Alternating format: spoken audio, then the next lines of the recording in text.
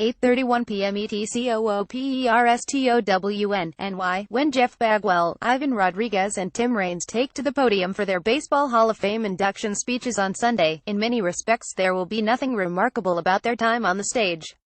Oh, it's a remarkable thing to be receiving baseball's highest honor. And because they are unique individuals with different lives and careers, the stories they tell can only be their own.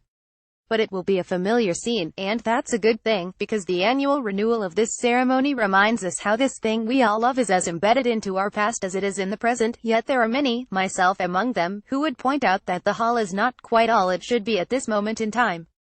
This has nothing to do with those already enshrined, but everything to do with those who are missing, a list that includes some of the most accomplished players ever to play. You probably know who I'm referring to, but I'll list two of them for clarity: Barry Bonds and Roger Clemens.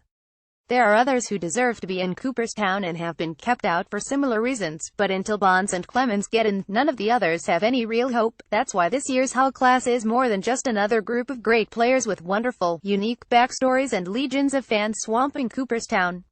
More than any before it, this group represents the gradual shifting of attitudes and the relinquishing of old grudges.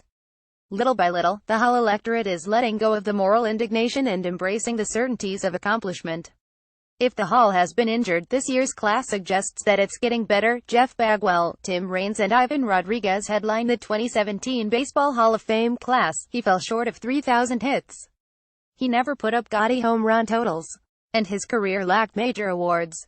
So why is the outfielder going into the Hall of Fame this weekend? Because the way we measure baseball greatness finally caught up to Tim Raines. Tim Raines was more than just fast.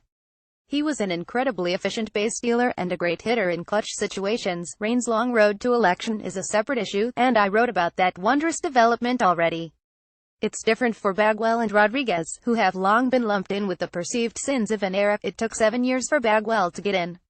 He got just 41.7% on his first ballot, hovered in the 50s for 5 years, then jumped to 86.2% in January, easily enough to clear the 75% bar for enshrinement. Early on, there were voters who shunned him because of PED suspicions, which is all they were. Bagwell has always denied using PEDs, outside of acknowledging his use of androstenedione in 1998, when it was allowed by MLB, never tested positive for PEDs, was never suspended for them, nor was named in an investigation. But he developed power late, became muscle-bound and was friends with Ken Caminiti, who was open about his steroid use. Bagwell was kept out by the idea that it was better to omit those who might be guilty than vote in someone whose guilt was discovered after it was too late. That seems pretty crazy, but the good thing about the collective version of crazy is that it has a way of running its course before petering out. There was nothing borderline about Bagwell's case. He ranks 6th all-time in JAWS at first base. While